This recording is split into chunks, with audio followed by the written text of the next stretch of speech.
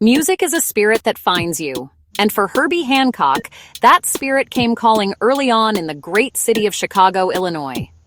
Born on April 12, 1940, Herbert Jeffrey Hancock grew up in a home where creativity was encouraged, a fertile ground for a young mind to explore the vast world of sound. He wasn't just a kid who liked music, he was a true prodigy, a natural talent whose fingers seemed to know their way around the piano keys from the very start. His connection to the instrument was immediate and profound, a language he understood better than any other. It was clear to everyone around him that he was destined for something special, a journey that would take him from the south side of Chicago to stages all around the globe. His parents, Winnie Bell and Wayman Edward Hancock, saw the gift in their son and nurtured it with everything they had. They named him after the singer Herb Jeffries, a sign perhaps of the musical path he was meant to walk. By the tender age of 11, young Herbie was already performing classical music with the prestigious Chicago Symphony Orchestra. This wasn't just a recital, this was a statement. It showed a level of discipline and understanding of complex compositions that was far beyond his years. This classical training gave him a rock-solid foundation, a deep well of harmonic knowledge and technical skill that he would draw upon for the rest of his incredible career, no matter what style of music he was playing. While his formal training was in the classical world, his heart began to wander toward the soulful, improvisational language of jazz. He was a sponge, soaking up every sound he could find. He would spend hours listening to the records of the great jazz pianists who came before him, giants like George Shearing, the incredibly inventive Errol Garner, and the masterful Oscar Peterson. He studied their phrasing, their chord voicings, and their rhythmic ideas, internalizing the very essence of what made jazz swing. He was also deeply moved by the intricate harmonies of the vocal group The High-Lows, whose arrangements, crafted by the brilliant Claire Fisher, opened up new possibilities in his mind. To take his understanding to the next level, Herbie sought out a mentor, a guide who could help him unlock the deeper secrets of harmony. He found that guide in the pianist Chris Anderson, a musician he would later call his harmonic guru. Anderson taught him a new way to hear and think about chords, pushing him beyond the conventional and into a more expressive and personal harmonic vocabulary. This mentorship was crucial, shaping the unique sound that would become his signature. It was this combination of classical discipline, a deep love for the jazz tradition, and a forward-thinking harmonic sensibility that prepared Herbie Hancock for the monumental journey that lay ahead of him. In May of 1963, a call came that would change the course of modern music forever. The legendary trumpeter and bandleader Miles Davis was putting together a new band, and he needed a piano player with vision and nerve. On the recommendation of the phenomenal young drummer Tony Williams, Miles invited Herbie to join what would become the second great quintet. Stepping into that role was like being called up to the major leagues, playing alongside the best of the best. The group was a powerhouse, featuring Miles on trumpet, Wayne Shorter on saxophone, Ron Carter on bass, and Tony Williams on drums. Together, these five men were about to redefine the very concept of a jazz band. The rhythm section of Hancock, Carter, and Williams was nothing short of revolutionary. They didn't just keep time, they created a dynamic, interactive, and ever-shifting musical landscape for the soloists to explore. Herbie's playing was central to this new approach, which became known as post-bop. He played with a kind of controlled freedom, stretching harmonies to their breaking point and creating a constant sense of forward motion and suspense. He understood that the piano could be both a melodic and a percussive instrument, weaving intricate lines and powerful chords that pushed and pulled the music in new directions. This quintet was one of the finest ensembles in the history of jazz, a perfect storm of individual genius and collective chemistry. During his 5 years with Miles, Herbie didn't just transform jazz as part of the quintet. He also solidified his reputation as one of the most in-demand sidemen on the legendary Blue Note Records label. His creative touch elevated sessions with other incredible black musicians who were also shaping the sound of the era. He recorded timeless albums with giants like saxophonist Wayne Shorter, trumpeter Freddie Hubbard, and the inventive vibraphonist Bobby Hutcherson. He brought his unique harmonic intelligence and rhythmic drive to recordings with guitarist Grant Green and trumpeter Lee Morgan, contributing to some of the most iconic records of the 1960s. His work during this period is a testament to his versatility and his deep musical empathy. The experience in Miles Davis's band was more than just a gig, it was the ultimate musical education. Miles was a master of space and suggestion, teaching his musicians to listen deeply and to play what was necessary, not just what was possible.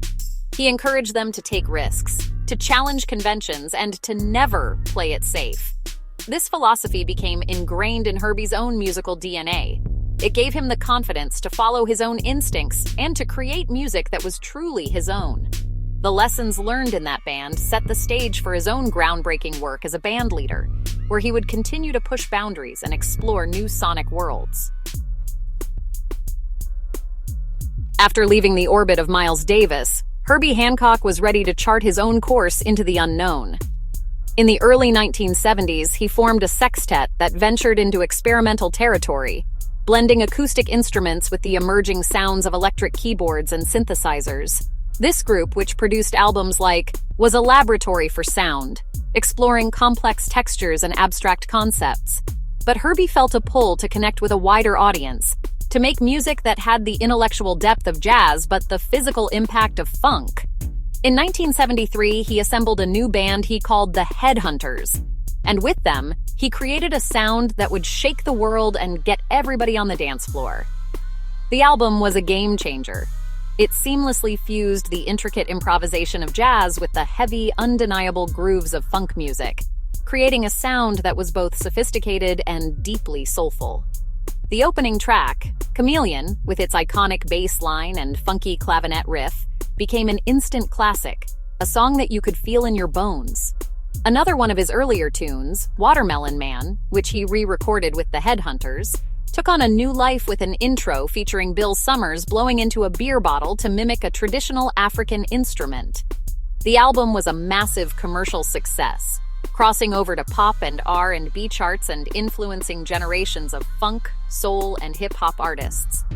Herbie never stopped looking for the next sound, the next frontier.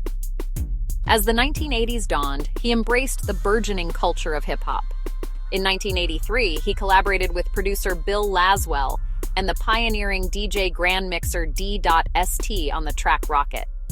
This song was revolutionary, marking the first time that the sound of a DJ scratching a record was featured so prominently on a mainstream hit.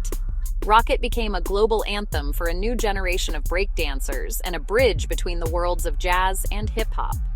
The futuristic music video, filled with dancing robotic figures, was just as innovative and became a staple on the newly launched MTV, winning numerous awards.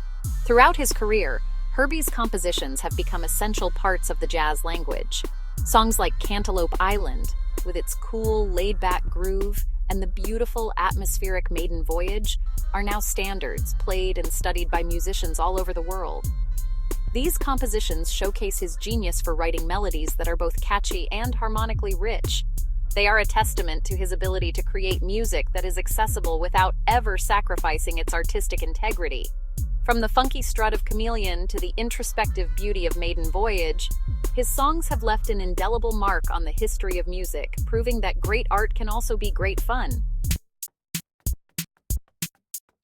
Herbie Hancock's journey has always been one of connection and collaboration, a testament to the idea that music is a conversation. He has worked with a staggering array of incredible artists, particularly with fellow Black musicians who have defined and redefined American music. His collaborations are a who's who of modern music history. He has shared the stage and the studio with everyone from the legendary singer Tina Turner to the soulful Corinne Bailey Rae on his Grammy-winning album.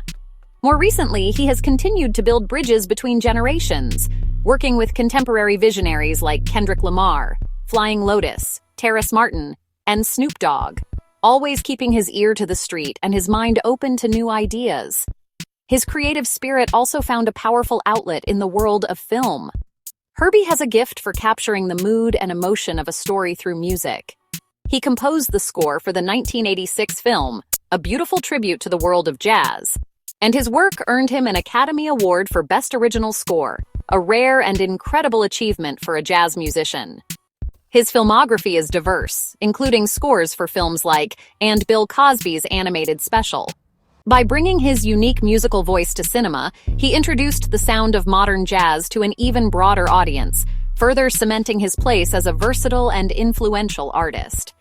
Beyond his own performances and recordings, Herbie has dedicated a huge part of his life to nurturing the next generation of musicians. He understands that for the music to live on, the knowledge must be passed down.